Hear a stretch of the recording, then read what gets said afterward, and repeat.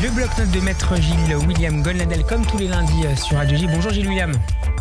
Bonjour Steve. Et merci de nous rejoindre. Je rappelle le titre de votre dernier essai, Journal d'un prisonnier, paru chez Fayard. On démarre avec cette affaire Orpi, démarrée après que Rima Hassan ait été prise à partie par un employé d'une agence parisienne. Ce dernier a été rapidement limogé, mais depuis, l'agence est visée d'abord par des campagnes extrêmement violentes sur les réseaux sociaux, mais pas seulement. L'agence en question dans le 10e arrondissement a été d'abord taguée, et un autre établissement, cette fois-ci à Marseille, a été incendié ce week-end. Que vous inspire, Gilles William, ces différentes étapes d'une affaire qui n'est peut-être pas totalement terminée? Le dégoût, l'écœurement, mais pas la surprise. Bon, il y a eu une altercation entre Rima Hassan et ces jeunes qui travaillaient à l'Orpi. Je vous mentirai en disant que j'ai beaucoup apprécié la prose de ces jeunes, mais de la part d'une députée de la République à envoyer des messages personnalisés avec l'adresse, etc. Il y a un gouffre. Il y a un gouffre, surtout dans une période de tension pareille. Vous parleriez d'une incitation à la violence de la part de l'eurodéputé Rima Hassan? Je ne sais pas si... En tous les cas, il y a une mise en danger d'autrui. Le juriste qui vous parle, à tout le moins, en dehors même des problèmes de confidentialisation, il y a une mise en danger d'autrui qui s'est d'ailleurs révélée malheureusement concrète, puisque une agence de l'Orpi à Marseille, je crois, a été incendiée par évidemment des soutiens de Madame Hassan.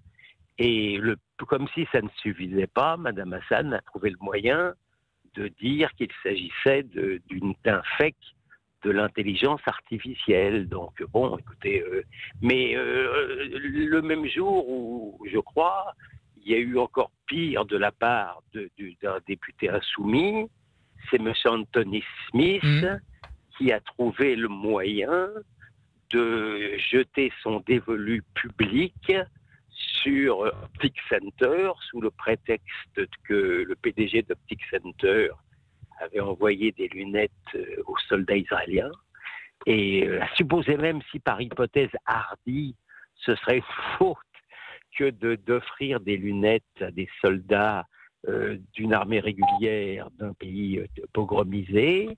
Je ne vois pas en quoi les franchisés indépendants de Optic Center pourraient être mis en danger, ce qu'ils sont. Donc on est ce parti ignominieux vit dans un système d'impunité totale qui l'encourage à davantage encore de hardiesse et de vilainie. Croyez-moi, si jamais ce parti n'était pas situé à l'extrême gauche, mais à l'extrême droite, et qu'il pratiquait les mêmes actes épouvantables, ça fait longtemps qu'il aurait été dissous.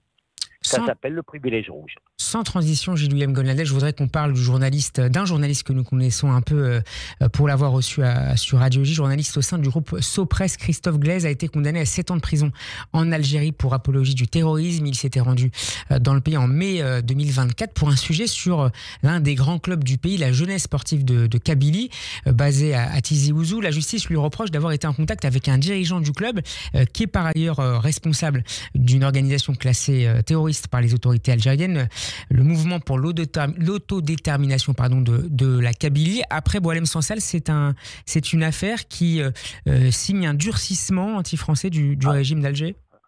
Oui, on voit l'efficacité du Quai d'Orsay. Christophe Glaise est un journaliste sportif français. C'est un nouvel otage. C'est un nouvel otage de la dictature algérienne. Alors lui a commis l'acte de félonie invraisemblable d'interviewer effectivement un membre d'une association sportive, mais un Kabyle, membre du MAC, qui est considéré comme terroriste en Algérie. Il se trouve que moi, je vais vous parler à un avocat du MAC en France, qui est dirigé par Ferret Meni. C'est tout sauf un groupe terroriste, c'est un groupe qui souhaite l'indépendance du peuple kabyle. Il se trouve que le peuple kabyle n'intéresse évidemment pas la presse progressiste française. C'est un peuple qui vit sous la férule d'une dictature. Et je peux vous dire qu'ils ont essayé d'obtenir l'extradition par voie de mensonge d'un de mes amis et clients, M. Axel Belabassi. Heureusement, la cour d'appel a refusé évidemment la demande d'extradition.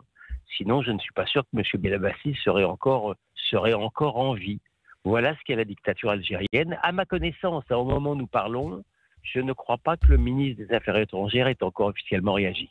On suivra ça dans les prochaines heures. Merci beaucoup Gilles-William Gonadel d'avoir été avec nous. Je rappelle le titre de votre dernier livre, un grand succès librairie cette année paru chez Fayard, Journal d'un prisonnier, qu'on peut encore découvrir évidemment tout cet été. Merci à vous, à la semaine prochaine. Bon après-midi. Merci Steve, à bientôt.